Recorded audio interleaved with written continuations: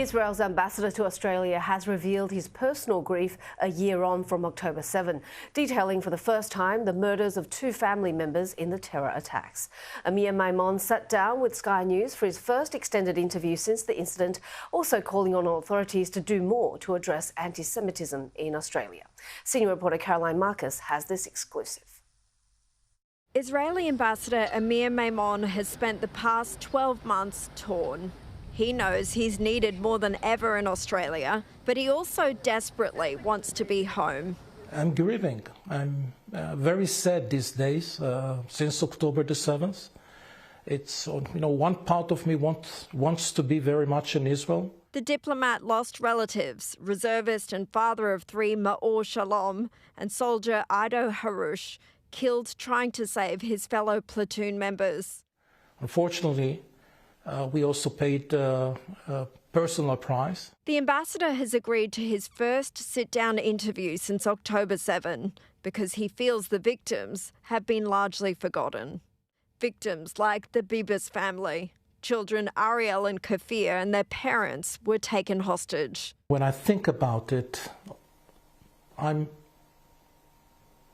very sad and I find it very difficult to talk about. He's angered by the lack of international outrage over 10 Israeli women still being held by Hamas. Sexual harassment, starved, it's insane. And nobody's talking about them. I find very, very difficult to accept, not to digest. It still makes me angry, but mainly sad. Mainly sad. He says Australians need to remember the atrocities to understand why Israel is at war with the terror group, especially amid accusations casualties have been too high. How do you respond when you hear that type of criticism, that Israel is taking too strong a response? You don't measure the legitimacy of war by the toll of casualties of your enemies. That while Israel is using its defense system to protect our citizens, the Hamas is using its citizens in order to defend their weapon systems. He said recent calls from Australia for a clear timeline on the recognition of a Palestinian state would not change the situation on the ground. An outcome should be reached by the 2 parties that are involved and through a direct negotiation. An agreement cannot be imposed on neither the Palestinians nor the Israelis. Calls from Australia and other world leaders for a ceasefire also unhelpful. We believe that only military pressure will bring the Hamas and the Hezbollah to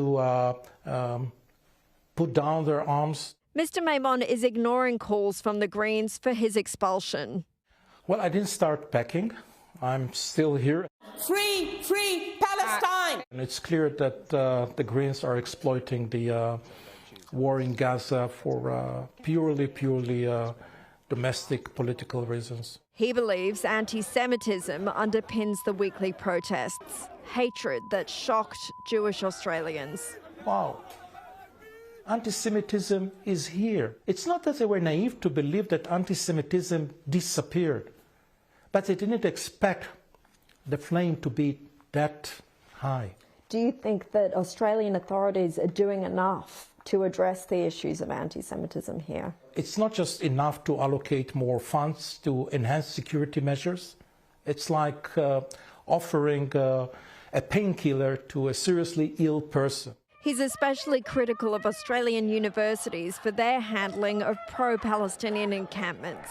And to be taken to a special building that was designated for the Jewish students so they will feel more secure. This is really insane.